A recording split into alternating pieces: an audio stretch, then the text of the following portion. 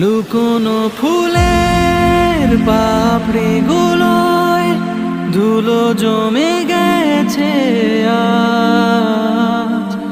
পুরনো ফ্রেমের ছবির ঘরে খুন পোকা করেছে রাজ। আমি হারিয়ে যাওয়া কিবা না পাওয়ার দিন গুনে যাচ্ছি রোজ। হয়তো বা কাল পরশু দিনে